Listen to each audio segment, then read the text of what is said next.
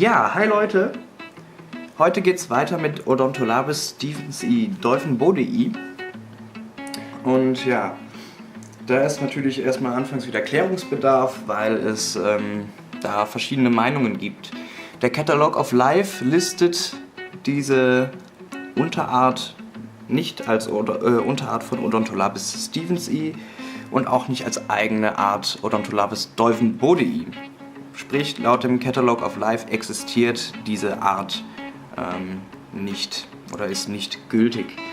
Laut Herrn Dr. Schenk handelt es sich hierbei um eine eigenständige Art, sprich Odontolabis dolphinbodii. Und in anderen gängigen Systematiken findet man sie immer noch als Unterart von Odontolabis stephensii, also Odontolabis stephensii dolphinbodii. Das hier ist ein Pärchen, aber ich habe euch hier jetzt nochmal die Platte mitgebracht mit meinen anderen Odontolabis stephensii. In der Mitte ein 80,5 mm großes Männchen von Odontolabis stephensii dolphinbodii. Hier links ein Männchen in Nominatform, Odontolabis stephensii stephensii. Und rechts ein Männchen von Odontolabis stephensii limbata. Limbata soll nach dem neuesten Stand nicht mehr gültig sein. Wird dann zu Odontolabis stephensii stephensii gerechnet. Da weiß ich allerdings auch nicht, ob das seine Richtigkeit hat. Odontolabis stephensii mamersaensis ist weiterhin gültig, obwohl diese den typischen Odontolabis stephensii limbata deutlich ähnlicher sehen als die Odontolabis stephensii stephensii, da die mamersaensis eben auch diesen orangen Saum immer haben. Bei Odontolabis stephensii stephensii ist er manchmal vorhanden. Und deswegen hätte ich eher gesagt, dass Odontolabis stephensii mamersaensis mit Odontolabis stephensii limbata synonymisiert wird, da limbata früher beschrieben wurde als mamersaensis. Das früher beschriebene hat die höhere Gültigkeit. Aber ja, das ist wie gesagt eine sehr verwirrende Sache bei den Odontolabis stephensii. Aber das Eigentliche ist, dass Odontolabis stephensii dolphinbodii sich am eindeutigsten von den ganzen anderen Unterarten unterscheidet. Nämlich durch den immer vorhandenen roten Saum in der Basis der Elytren, auf der Basis der Elytren und auch durch die Zahnstellung. Das Rote auf den Elytren ist bei keiner anderen Unterart von Odontolabis stephensii vorhanden. Und auch das goldgelbe Band am Rand der Elytren ist so nur bei Odontolabis stephensii yasuzukii zu finden. Denen fehlt dann aber auch das Rot auf den Elytren. Und wenn ihr euch jetzt mal die Mandibeln genau anseht, dann fällt auf, dass bei den anderen Odontolabis stephensii dieser starke hervorstehende Zahn recht zur Spitze hin ist. Ne, hier vorne, genauso wie bei stephensii stephensii, wie beim limbata hier, bei mamersaensis und yasuzukii ist es ebenfalls der Fall, dass dieser Zahn vorne ist. Und bei Odontolabis stephensii dolphinbodii ist er hier weiter zur Mitte hin. Oder, wie eben bei diesem Exemplar, überhaupt nicht vorhanden. Ja, ganz glatte Mandibeln. Das findet man so in dieser Form bei keiner anderen Odontolabis stephensii Unterart. Auch der Kopf, finde ich, hat eine etwas andere Form als die weiteren Odontolabis stephensii. So, bei denen ist auch das Pronotum etwas rot-bräunlich, sowie die Beine. Das ist bei den anderen immer komplett schwarz. Und deswegen, das sieht ein Blinder, wirklich. Der Catalog of Life kann da keine Richtigkeit haben. Also da muss nochmal irgendwie nachgeforscht werden. Zudem sind Odontolabis stephensii dolphinbodii auch geografisch von den anderen Odontolabis stephensii getrennt.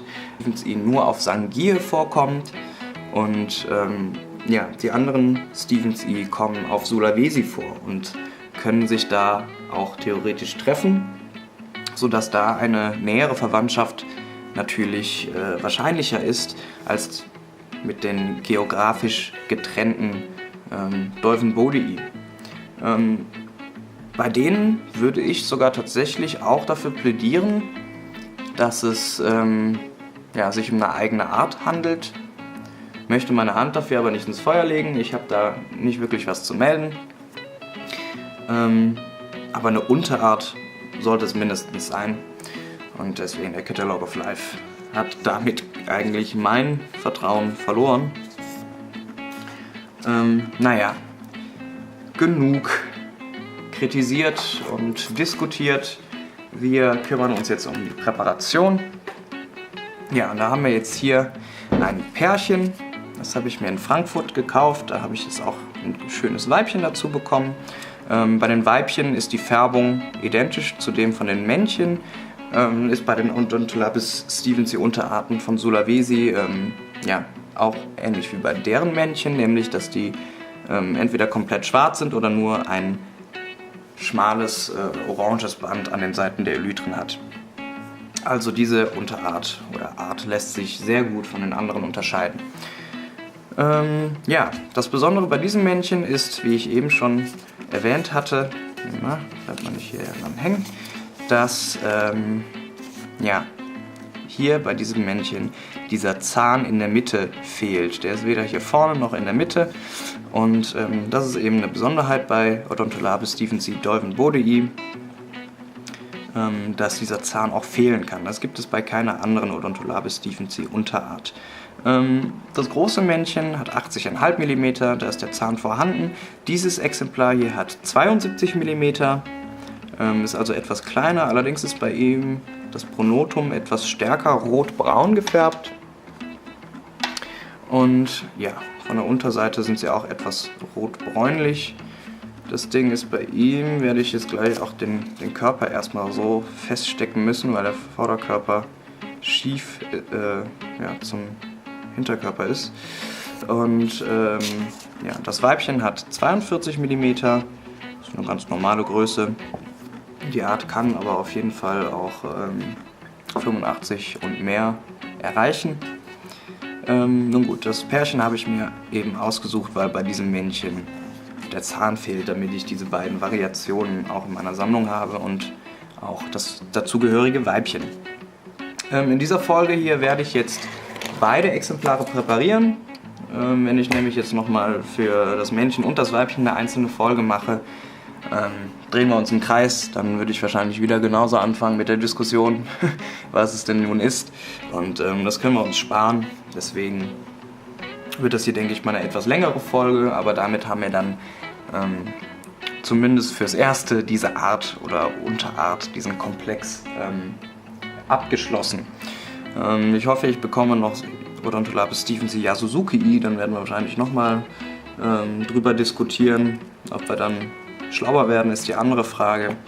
Auf jeden Fall gibt es da noch einiges an Klärungsbedarf und ja, eventuell werde ich da ja irgendwann mal, wenn ich fertig mit meinem Biostudium bin, irgendwas dran ändern können, dass da ein bisschen Klarheit dazu kommt. Na gut, wir fangen jetzt erst mit dem Weibchen an. Das sollte etwas schneller gehen als das Männchen. Und dann viel Spaß beim Zusehen.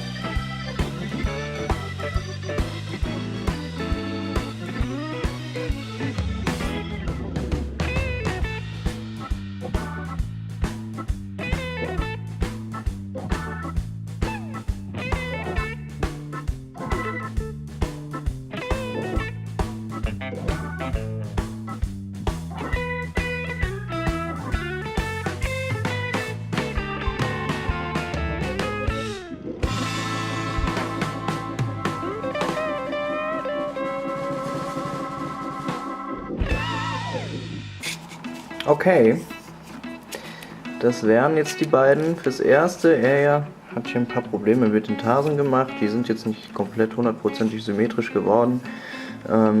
Ja, aber genaueres sehen wir dann beim Abnadeln. So, dann schauen wir mal, wie es geworden ist. Bin eigentlich davon überzeugt, dass die beiden hier ja, gut geworden sind.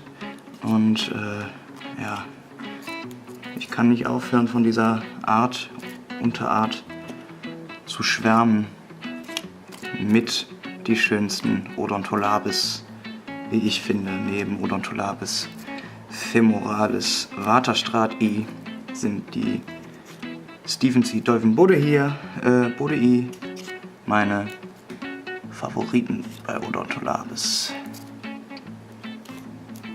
Ihr seht, sind noch nicht komplett ausgetrocknet, damit noch Korrekturmöglichkeit besteht. Und beim Abnadeln auch nichts bricht, weil es zu trocken ist und man aus Versehen mal irgendwo dran stößt und es dann abbricht. Das wäre natürlich sehr, sehr blöd.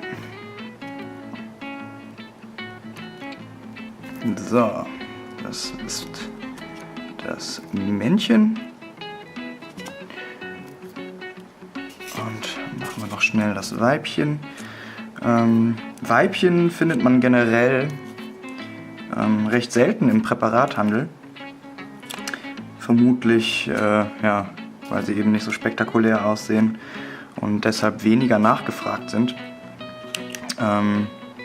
Ich versuche allerdings immer von einer Art beide Geschlechter zu bekommen. Aber das ist in den meisten Fällen tatsächlich sehr schwierig. Und ja, da hatte ich Glück, dass es dann ausgerechnet auch noch von dieser seltenen Unterart hier ein Weibchen als Präparat gab oder zum Präparieren gab. Andererseits ist es ja auch gar nicht mal schlecht, wenn die Weibchen nicht gesammelt und getötet werden, damit sie weiterhin Eier legen können in der Heimat. Aber dann dürfte man ja auch eigentlich keine zum Züchten fangen. Und wie gesagt, die Weibchen werden in den seltensten Fällen auch gesammelt und abgetötet zum Präparieren oder Sammeln. Ja gut, das sind die beiden. Hier in dem Licht habt ihr jetzt auch wirklich diese schöne Rottönung. Und ja, beim Weibchen eben auch.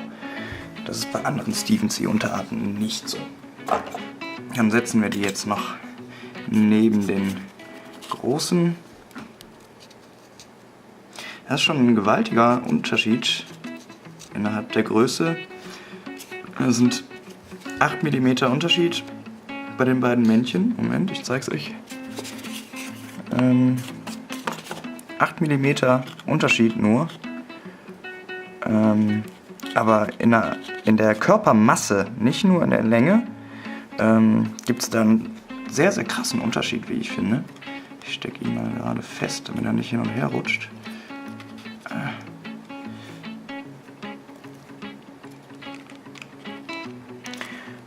Ja, also schon ziemlich auffällig, finde ich, dass der hier viel massiver ist, obwohl er eben nur die 8 mm mehr hat.